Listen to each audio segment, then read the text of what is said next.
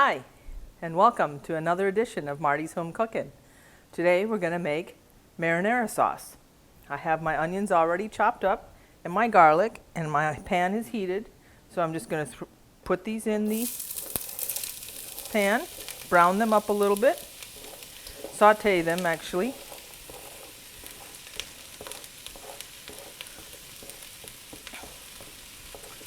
And then we'll add our seasoning so that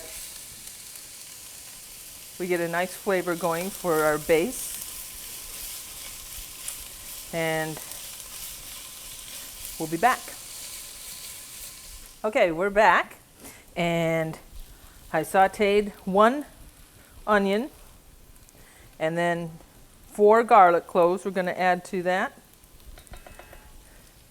and a tablespoon of dried oregano and some red pepper flakes.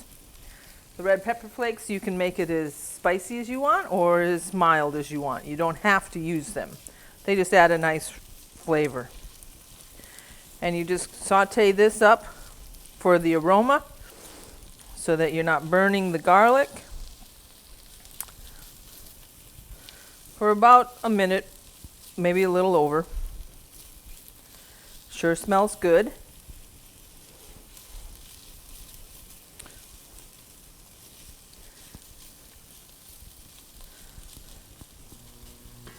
And there we have it, our sauteed onions and our seasoning with our garlic. And then we just, gotta add the tomato paste, and then we deglaze the pan. We're gonna add 1 can of tomato paste. Gives a real intense tomato flavor.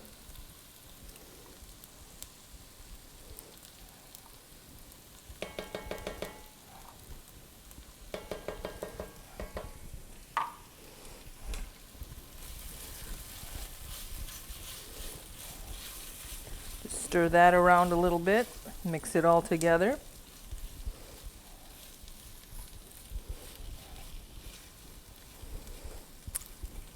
Now this sauce goes really good blended with my ragu recipe if you want a little more tomato flavor for like a meat spaghetti sauce, or you can add it to the meatballs or just use it as a sauce over pasta.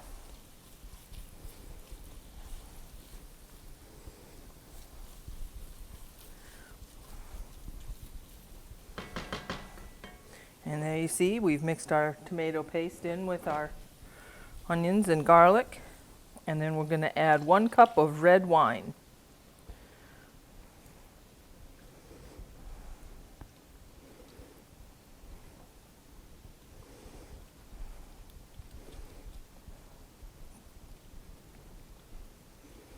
And let that cook for a few minutes.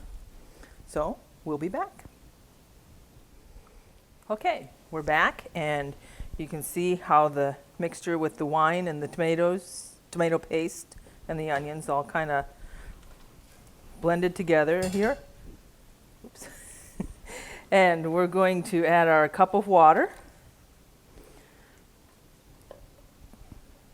And then we also have 4 28-ounce cans of crushed tomatoes.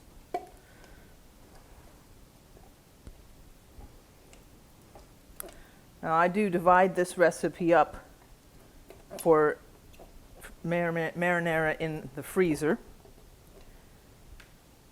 so that I have individual servings, because I'm just cooking for 2. But it's hard to cook for 2 and have home cooked meals when these recipes make so much, and you have to be a mathematician to divide down the recipe.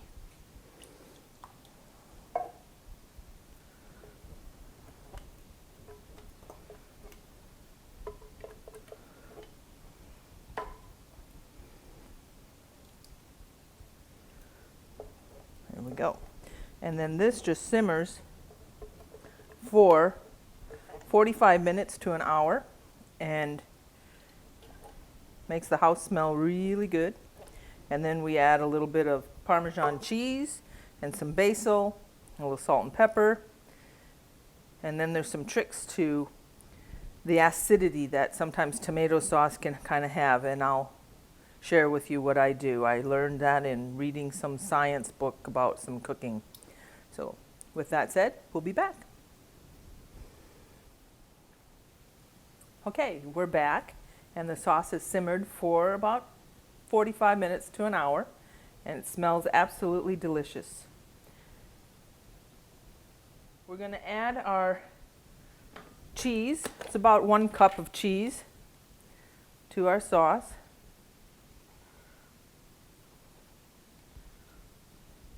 And we're going to add fresh basil. And the trick that I have, in case it tastes a little acidy, which it sometimes does when you get some of the canned tomatoes, because they're, especially if they're low sodium, they have no sodium in them. You can sometimes have too much of an acidity in the tomato thing. Baking soda. I know it sounds odd, but it's a little trick that you can just do.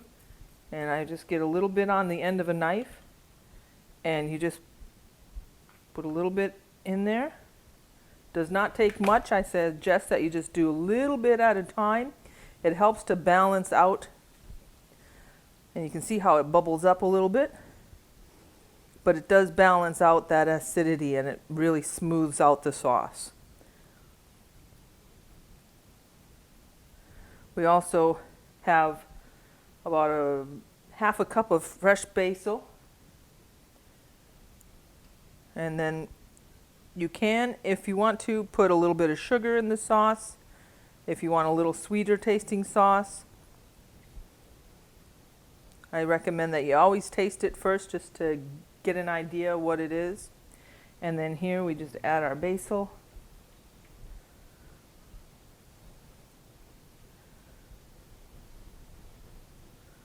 And there you have it. Homemade, very easy marinara sauce that you can add to any Italian dish. Thanks for watching, and have a great day.